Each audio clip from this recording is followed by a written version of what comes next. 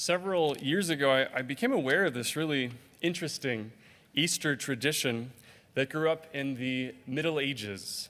It's called Risus Paschalis, which is Latin for Easter laughter. And it grew up especially in Bavaria, right there in southern Germany. And what it was is that Christians expected, especially on Easter of all days, to laugh.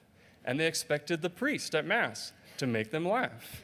And so what Risus Paschalis was that the priest during his homily would tell jokes, and he would get the congregation to laugh as an expression of their Easter joy. Over time, it became problematic, because what happened is the priest started telling dirty jokes during Mass. And so the Pope had to step in and actually suppress the practice. Pope Clement in 1670 said, no more jokes during Mass. You can't do Risus Paschalis because the priest kind of ruined it for everyone. So it's tempting to do that this morning, but I think we're live streaming, so I am not going to say a dirty joke on camera. So you can tell yourselves a joke in your own hearts and have a great Easter. Okay. I think, though, that this practice does actually show us something really essential about Easter morning. That the heart of the church, right, even in the Middle Ages says, today is a day for laughter. Today of all days is a day for real joy. And I think for my homily this morning, I just want to ask simply that question. What is the cause of our joy this morning?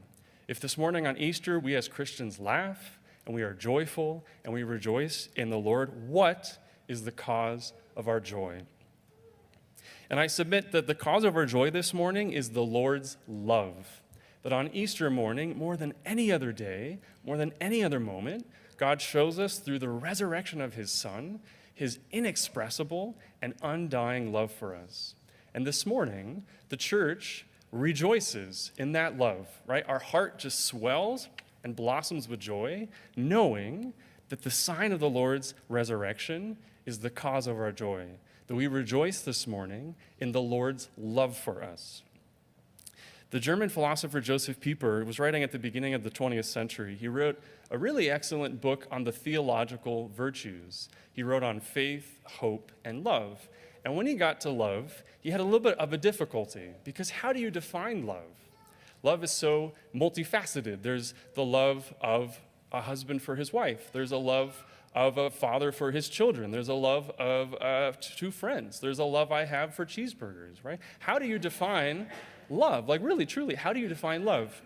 And Joseph Pieper, I think, has a really tremendous little short definition. He says that to love someone is to say in my heart, it is good that you exist.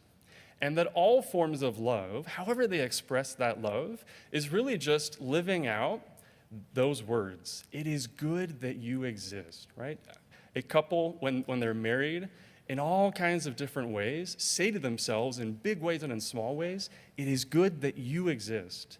And to love someone, therefore, means that I rejoice simply in the fact that they are. And I desire the good for them simply because they are, right? And to love someone is simply to say, it is good that you exist. I think it's for this reason that in the absence of love, the heart shrivels, right? We need love. A child, for example, needs the love of its parents, truly needs, right? Because love is not something extra added on or superfluous, but love strikes at the very heart of my existence. That for someone to love me means for me to hear, right, in the depths of my heart, it is good that I exist. That love affirms my entire being. And therefore, when I am loved, right, I rejoice. And I rejoice precisely because I know and I feel and I experience in the depths of my heart that it is good that I am. The world, I think, is a bit more cynical than that, right?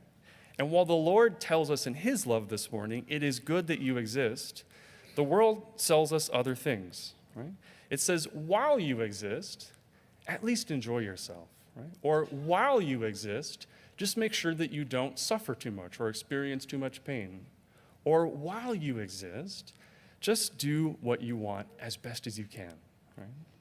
And notice that conditional, that the world isn't qualified to speak to the heart of what it means to be. And the world just has to simply say, well, while you exist, at least do this, or while you exist, at least avoid that. It can only kind of just speak around the matter. But the Lord alone, because he created us, because he created all things, can go right to the heart. And he says, it is good that you exist. The world commodifies our joy, right? And it sells it right back to us, right? There's nothing in this world that's free. And it sells our very life back to us. But the Lord sells us nothing. But he touches the heart and freely gives our life back to us.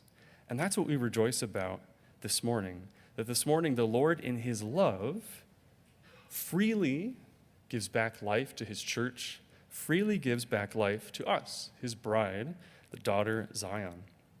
And so today, this morning, we the church hear in a very specific way the Lord say to us of his love, that this morning we experience in the depths of our hearts the knowledge that it is good that we exist.